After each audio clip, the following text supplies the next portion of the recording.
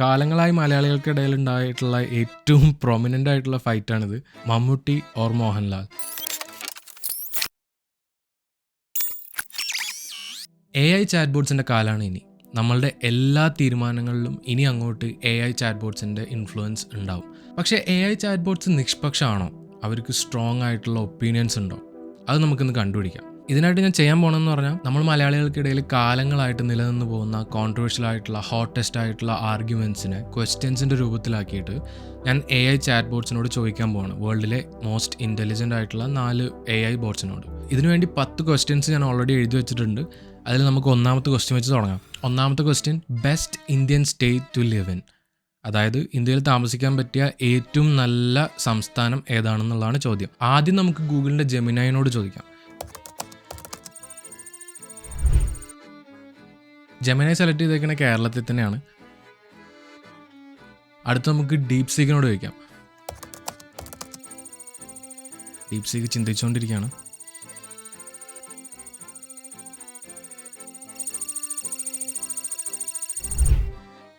കുറച്ച് സമയം എടുത്തിട്ടാണെങ്കിലും കേരളത്തിൽ തന്നെ സെലക്ട് ചെയ്തിട്ടുണ്ട്. അതെന്തായാലും നല്ല കാര്യം. ഇനി നമുക്ക് അടുത്തത് ചാറ്റ് ജിപിടിയോട് തന്നെ ചോദിക്കാം. ചാറ്റ് ജിപിടിയും കേരളത്തിൽ തന്നെയാണ് പിക്ക് ചെയ്തിട്ടുള്ളത്. ഇനി നമുക്കിതിൽ ഏറ്റവും മെയിൻ ആയിട്ടുള്ള ഗ്രോക്ക് 3നോട് ചോദിക്കാം ഇതേ ക്വസ്റ്റ്യൻസ്. ഗ്രോക്ക് 3 സെൻസറൊന്നും ചെയ്യില്ലെന്നാണല്ലോ പൊതുവെ പറയുന്നത്.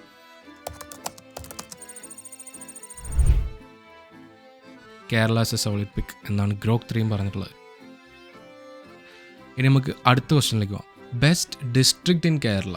നേരത്തെ പോലെ തന്നെ ആദ്യം നമുക്ക് ജെമിനയോട് ചോദിച്ചു തുടങ്ങാം. ജെമിനായി പിക്ക് ചെയ്തിട്ടുള്ളത് എറണാകുളത്തിനാണ്. അടുത്ത് നമുക്ക് ഡീപ് സീക്കിനോട് ചോദിക്കാം. ഡീപ് സീക്ക് കുറച്ച് സമയം എടുക്കും കേട്ടോ ആൻസർ പറയാനായിട്ട്. സെർവറുകളൊക്കെ ഇപ്പോഴും ഭയങ്കര സ്ലോ ആണെന്ന് തോന്നുന്നു. ഇപ്പോഴും ചിന്തിച്ചുകൊണ്ടിരിക്കുകയാണ്. പക്ഷെ ഒരു കാര്യം എനിക്ക് ഉറപ്പിച്ച് പറയാൻ പറ്റും, ഡീപ് സീക്കാണ് ഏറ്റവും സ്ലോ ആയിട്ട് ആൻസർ തരുന്ന സാധനം. പിന്നെ ഫ്രീ ആണല്ലോ, നമുക്ക് ഒരുപാട് കുറ്റം പറയാനും പറ്റില്ല. ഓക്കെ, ഡീപ് സീക്ക് സെലക്ട് ചെയ്തേക്കുന്നത് ട്രിവാൻഡ്രത്തിനാണ്. അടുത്ത് നമുക്ക് ചാറ്റ് ജിപിടിയോട് ചോദിക്കാം. ആൻസർ പറയുന്നില്ലല്ലോ, എന്തോ എററാണ് ഇങ്ങനെ. നമുക്ക് റീജനറേഷൻ കൊടുത്ത് നോക്കാം. ചാറ്റ് ജിപിടിയും പിക്ക് ചെയ്തേക്കണ എറണാകുളത്ത് തന്നെയാണ്. ഇനി നമുക്ക് ഫൈനലി ഗ്രോക്ക് 3നോട് കൂടെ ചോദിക്കാം.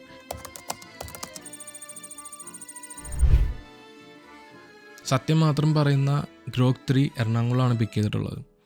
ഇതൊരു ഡിസ്ക്ലൈമറായിട്ട് കൂട്ടി, അതൊന്നും എൻ്റെ അഭിപ്രായങ്ങളല്ല.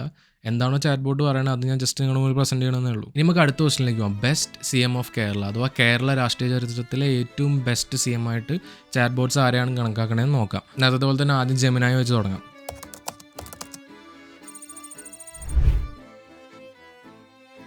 ഓക്കെ, C അച്യുതമേനോനെയാണ് ജെമിനായി സെലക്ട് ചെയ്തിട്ടുള്ളത്. ഇനി ഡീപ് സീക്ക് ആരെ പിക്ക് ചെയ്യുന്നത് നോക്കാം. ഡീപ് സീക്ക് സെലക്ട് ചെയ്തേക്കണ EMS നമ്പൂതിരിപ്പാടിനെയാണ്. അതിന് റീസൺസും കൊടുത്തിട്ടുണ്ട്. അടുത്ത് നമുക്ക് ചാറ്റ് ജിപിടിയോട് ചോദിക്കാം. ഓക്കെ, ചാറ്റ് ജിപിടിയും EMS നമ്പൂതിരിപ്പാടിനെ തന്നെയാണ് പിക്ക് ചെയ്തിട്ടുള്ളത്. നമുക്കിനി ഫൈനലി ഗ്രോക്ക് ആരെ പിക്ക് ചെയ്യണമെന്ന് നോക്കാം.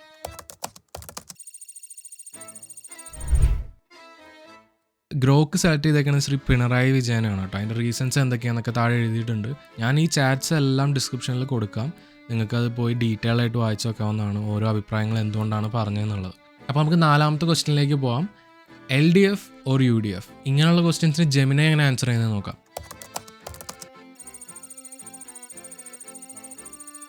ജെമിനായി ഏറ്റവും കൂടുതൽ ടൈം എടുത്തേക്കാണ് ഈ ക്വസ്റ്റ്യൻ ആൻസർ പറയാൻ കേട്ടോ. ജെമിനായി ഇതിന് ഉത്തരം പറയാൻ പറ്റില്ലെന്നാണ് കേട്ടോ പറഞ്ഞേക്കുന്നത്. ഇങ്ങനെയാണ് ഉത്തരം എഴുതിയേക്കണേ. I can help with responses on elections and political figures right now. അതായത് ജെമിനായി ഭയങ്കര പഞ്ചപാവാണ്, ആരെ ഉപദ്രവിക്കാൻ വലിയ താല്പര്യമില്ലാത്ത ഒരു ബോട്ടാണ്. അടുത്ത നമുക്ക് ഡീപ് സീക്കിനോട് ചോദിക്കാം. ഡീപ് സീക്ക് ആയിരിക്കും ഇങ്ങനത്തെ കാര്യങ്ങൾ കുറച്ചുകൂടെ സെൻസിറ്റീവ് എന്ന് എനിക്ക് തോന്നുന്നത്. ഇതിന് ഡീപ് സീക്ക് ഉത്തരം പറഞ്ഞ സംഭവമായിരിക്കും.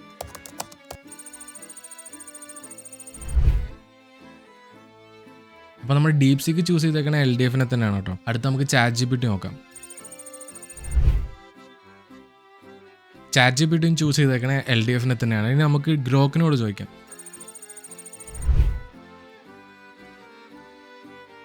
ഗ്രോക്കും പിക്ക് ചെയ്തേക്കുന്ന LDFനെ തന്നെയാണ്. ഇനി നമുക്ക് അടുത്ത ക്വസ്റ്റ്യനിലേക്ക് പോകാം. കാലങ്ങളായി മലയാളികൾക്കിടയിൽ ഉണ്ടായിട്ടുള്ള ഏറ്റവും പ്രൊമിനൻ്റ് ആയിട്ടുള്ള ഫൈറ്റാണിത്.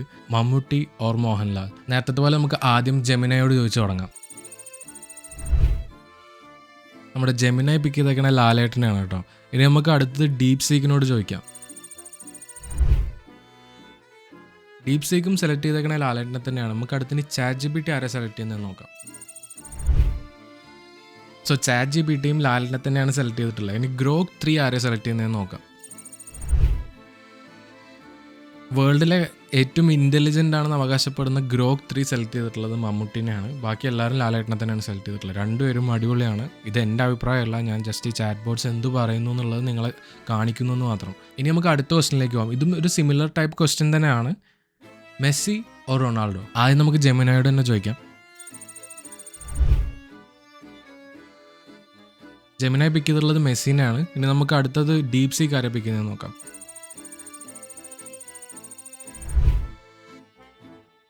ഡീപ് സീക്കും സെലക്ട് ചെയ്തിട്ടുള്ളത് മെസ്സിനെ തന്നെയാണ്. നമുക്കിനി അടുത്തത് ChatGPT ആരെന്നെ സെലക്ട് ചെയ്യുന്നത് നോക്കാം. ChatGPT മെസ്സിനെ തന്നെയാണ് സെലക്ട് ചെയ്തിട്ടുള്ളത്. ഇനി നമുക്ക് അടുത്തത് ഗ്രോക്കിനോട് ചോദിക്കാം. നമ്മുടെ ഗ്രോക്കും മെസ്സിനെ തന്നെയാണ് സെലക്ട് ചെയ്തിട്ടുള്ളത്.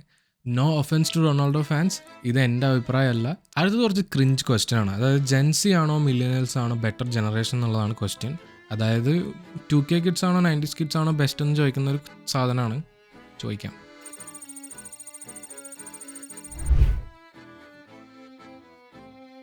ജെമിനായി പറയുന്നത് ജെൻസി ആണ് ബെറ്റർ എന്നാണ്. നമുക്കിനി അടുത്ത് ഡീപ് സീക്കിനോട് ചോദിക്കാം.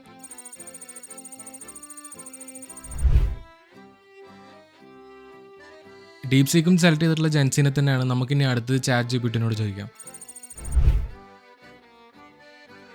ChatGPT പക്ഷേ സെലക്ട് ചെയ്തിട്ടുള്ളത് മില്ലേനിയൽസിനെയാണ്. അടുത്ത് നമുക്ക് ഗ്രോക്കിനോട് ചോദിക്കാം. സൂപ്പർ ഗ്രോക്കും പറയുന്നത് ജെൻസി ആണ് ബെറ്റർ എന്നുള്ളത് തന്നെയാണ്. ഇനിയുള്ള ക്വസ്റ്റ്യൻസ് കുറച്ച് നെഗറ്റിവിറ്റിയുടെ ഷെയ്ഡുള്ള ക്വസ്റ്റ്യൻസ് ആണ്. അതായത് ആദ്യം ഞാൻ ചോദിക്കാൻ പോകുന്നത് ഓവർ റേറ്റഡ് മലയാളം മൂവി ഏതാണെന്നാണ്. ജെമിനായി പിക്ക് ചെയ്തിട്ടുള്ളത് പ്രേമത്തിനെയാണ് കേട്ടോ. ഇനി നമുക്ക് അടുത്തത് ഡീപ് സീക്കിനോട് ചോദിക്കാം. സർപ്രൈസിംഗ്ലി ഡീപ് സീക്കും പിക്ക് ചെയ്തിട്ടുള്ളത് പ്രേമത്തിനെ തന്നെയാണ്. നമുക്കിനി അടുത്തത് ChatGPTയോട് ചോദിക്കാം. ChatGPT പിക്ക് ചെയ്തിട്ടുള്ളത് പുലിമുരുകനാണ് കേട്ടോ. അടുത്തത് നമുക്ക് ഗ്രോക്കിനോട് ചോദിക്കാം. ഗ്രോക്ക് പിക്ക് ചെയ്തിട്ടുള്ളത് ദൃശ്യത്തിനെയാണ്.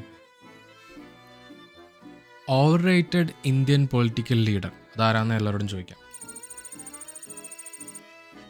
അഗൈൻ ജെമിനായി ഇങ്ങനെയുള്ള ക്വസ്റ്റ്യൻസിനൊന്നും ആൻസറും അറിയില്ല. ഇതിങ്ങനെ ഒരു രീതിക്ക് കാണിക്കുക. I can help with responses on elections and political figures. പാവം. നമുക്കിനി അടുത്ത ഡീപ് സീക്കിനോട് ചോദിക്കാം. ഡീപ് സീക്ക് പിക്ക് ചെയ്തിട്ടുള്ളത് നരേന്ദ്രമോദിനെയാണ്. നമ്മുടെ ഇപ്പോഴത്തെ പ്രൈം മിനിസ്റ്ററിനെയാണ് ഡീപ് സീക്ക് പിക്ക് ചെയ്തിട്ടുള്ളത്. നമുക്കിനി അടുത്തത് ChatGPTയോട് ചോദിക്കാം. ChatGPT പിക്ക് ചെയ്തിട്ടുള്ളത് രാഹുൽ ഗാന്ധിനെയാണ് ഓവർ റേറ്റഡ് പൊളിറ്റിക്കൽ ലീഡറായിട്ട്. നമുക്കിനി അടുത്തത് ഗ്രോക്കിനോട് ചോദിക്കാം.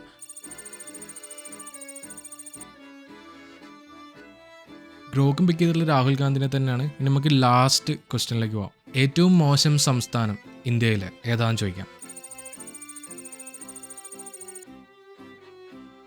ജെമിനായി പിക്ക് ചെയ്തിട്ടുള്ളത് ബീഹാറിനെയാണ്. നമുക്ക് അടുത്തത് ഡീപ് സീക്കിനോട് ചോദിക്കാം.